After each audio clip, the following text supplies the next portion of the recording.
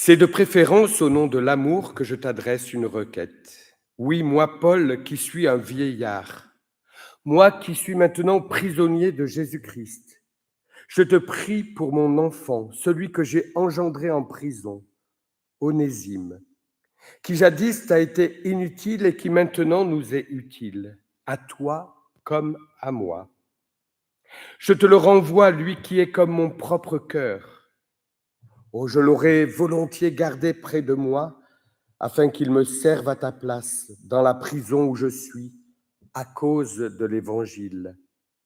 Mais je n'ai rien voulu faire sans ton accord, afin que ce bienfait n'ait pas l'air forcé, mais qu'il vienne de ton bon gré.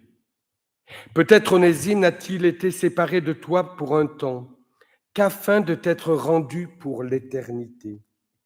Non plus comme un esclave, mais comme bien mieux qu'un esclave, un frère bien-aimé. Il l'est tellement pour moi, combien plus le sera-t-il pour toi, et en tant qu'homme et en tant que chrétien. Si donc tu me tiens pour ton frère en la foi, reçois-le comme si c'était moi.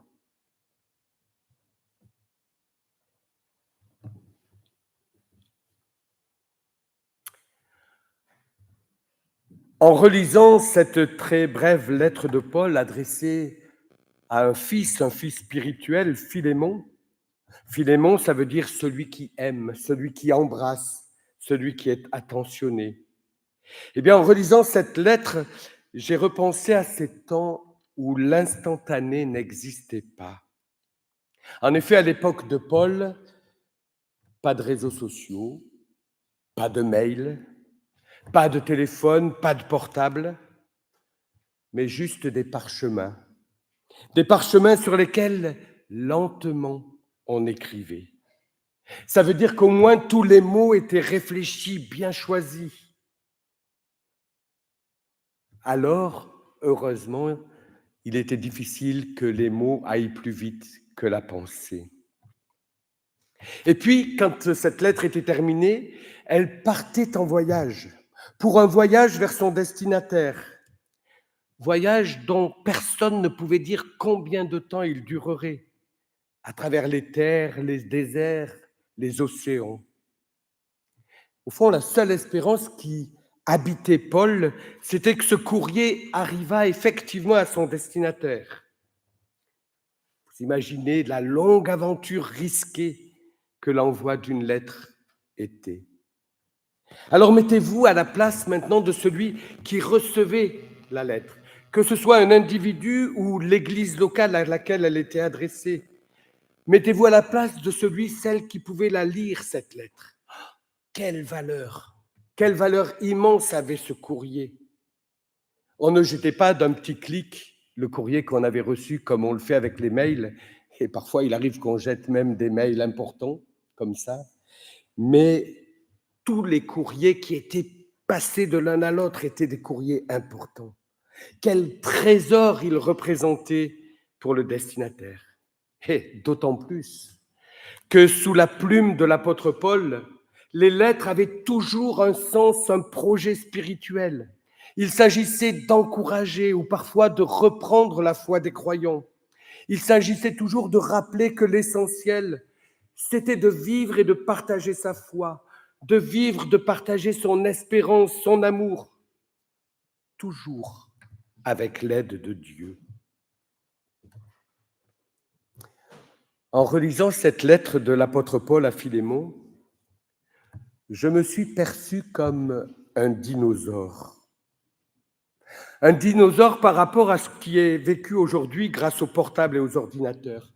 Je me suis rappelé du temps, c'était hier, où pour correspondre avec Anne-Christine, alors en Suisse, alors que moi j'étais à Montpellier, le seul moyen, c'était le courrier.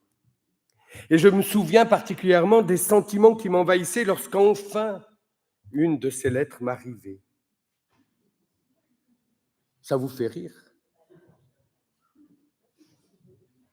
Ça ne vous est jamais arrivé?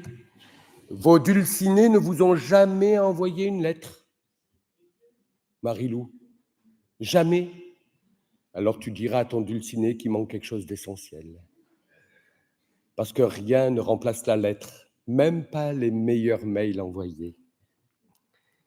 Sa lecture, la lecture de cette lettre que je recevais, illuminait ma journée et je m'empressais de lui répondre, même parfois en cours, mais ça, chut, vous le dites à personne. Je m'empressais de lui répondre parce que je ne savais pas vraiment combien de temps mettrait ma lettre, parce que déjà à l'époque, la Poste nous jouait des tours parfois. Quelle patience il nous a fallu dans cette attente qui parfois paraissait interminable. Et je dois vous redire comme ça, un secret entre nous, vous ne le direz à personne, sauf à vos meilleurs amis. Je dois vous dire que nous avons longtemps gardé ces lettres parce qu'elles nous permettaient de faire mémoire de ce temps-là qui n'avait pas été simple, mais qui était en même temps si beau. Cela ne vous est-il jamais arrivé de recevoir une lettre d'un membre de la famille, d'un ami, d'une connaissance, qui, parce qu'il écrivait, a redonné des couleurs à votre journée, à votre temps, a été pour vous comme un baume au cœur ou un encouragement certain, un signe d'amitié, un signe d'amour qui brisait votre sentiment de solitude et qui devenait comme un rayon de soleil dans un temps sombre et tempétueux. Quel pouvoir une simple lettre! J'arrête de raconter ma vie, notre vie, parce que je ne l'avais pas dit à Anne-Christine, elle est toute émue. Mais revenons à l'apôtre Paul.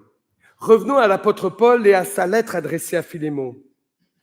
D'abord, il a dit sa reconnaissance pour la foi, pour l'amour manifesté et vécu par Philémon. Et puis Paul en vient là à l'essentiel de son courrier. Cet essentiel, il porte un nom, Onésime. C'est peut-être pour des futurs grands-parents ou des grands-parents une idée de prénom pour une prochaine progéniture. Onésime avait été esclave de Philémon avant de s'enfuir. Et dans sa fuite, Onésime a rencontré Paul, auprès de qui il découvrit la foi chrétienne, la vie chrétienne. Il s'est découvert aimé de Dieu. Lui, l'esclave, devenu chrétien, s'est découvert aimé de Dieu tel qu'il était, non pas selon ce qu'il faisait ou ne faisait pas. Il est devenu enfant de Dieu. Et donc, il est devenu par là frère dans la foi de tous les croyants en ce Dieu qu'à la suite de Jésus, il nommait Abba, Père, Papa. Alors, dès lors, pour Onésime, il n'y a plus des grands hommes et des petits hommes. Il n'y a plus des huiles et des bas peuples.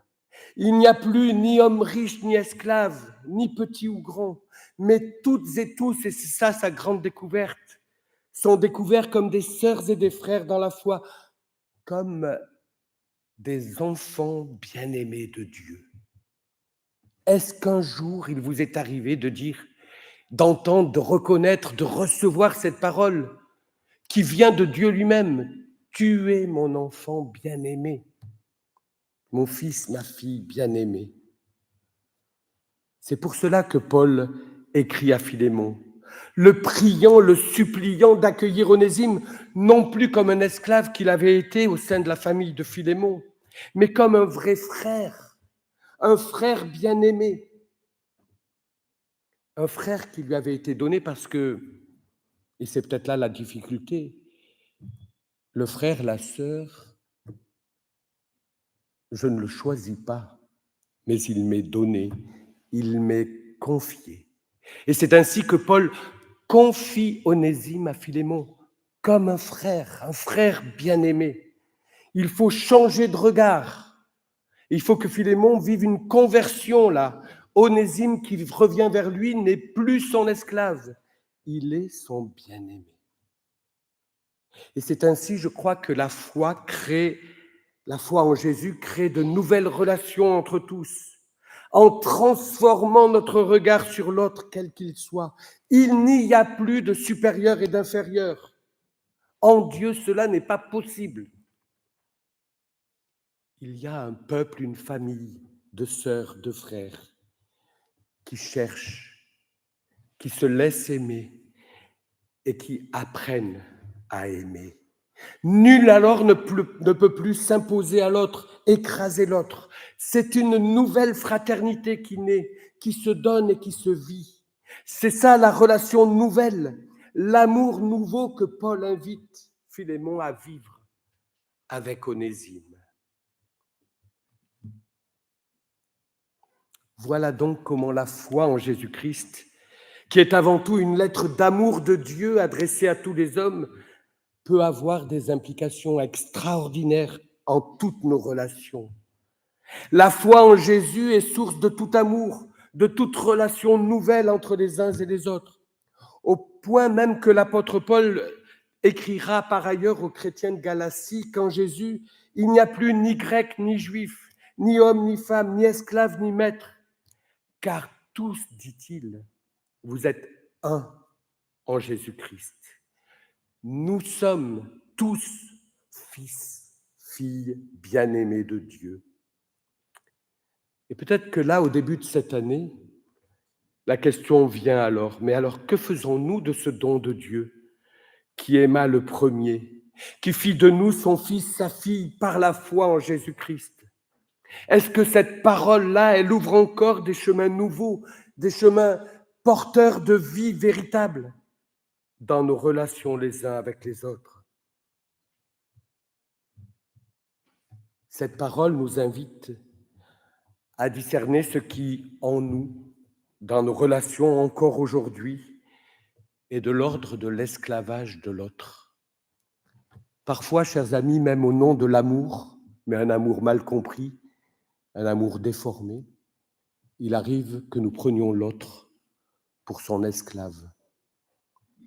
À chaque fois que par une parole, un geste, un mot, nous écrasons l'autre, parfois ça arrive à notre insu.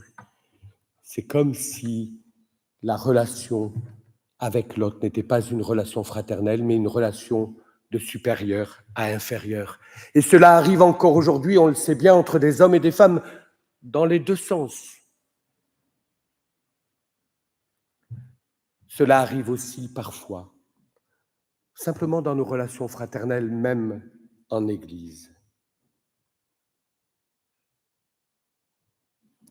Cela nous invite donc à réfléchir, à nous poser devant Dieu et à dire « Seigneur, je ne sais pas aimer, peut-être parce que je ne sais pas me laisser aimer.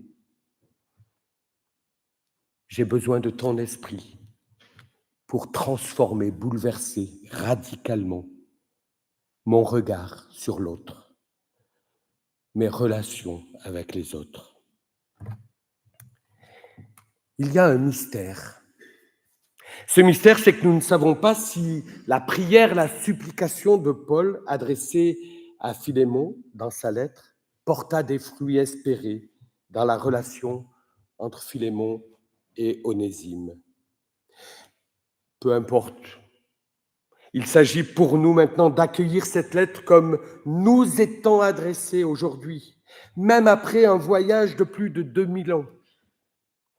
Elle nous arrive là au cœur de notre présent et elle nous invite à vivre cette conversion de notre regard sur tous ceux qui nous entourent et que nous côtoyons en Église et dans le monde. L'essentiel aujourd'hui, c'est que cette lettre, elle ne reste pas lettre morte pour nous, mais qu'elle soit une lettre vivante, vivifiante dans toutes nos relations les uns avec les autres et dans notre vivre ensemble, ici en Église, mais aussi dans tous nos engagements à l'extérieur, dans le monde qui nous entoure et dont nous sommes, il ne faudrait quand même pas l'oublier. Alors peut-être que cette lettre deviendra pour nous comme un trésor nous ouvrant à cette vie nouvelle à laquelle Dieu en Jésus-Christ, par son amour, nous appelle. Quelle puissance de vie pourrons-nous alors découvrir en cette lettre qui finalement nous est d'abord et avant tout adressée par Dieu le Père dans notre aujourd'hui. au nom de l'Évangile, au nom de l'amour du Christ pour nos vies et pour notre monde.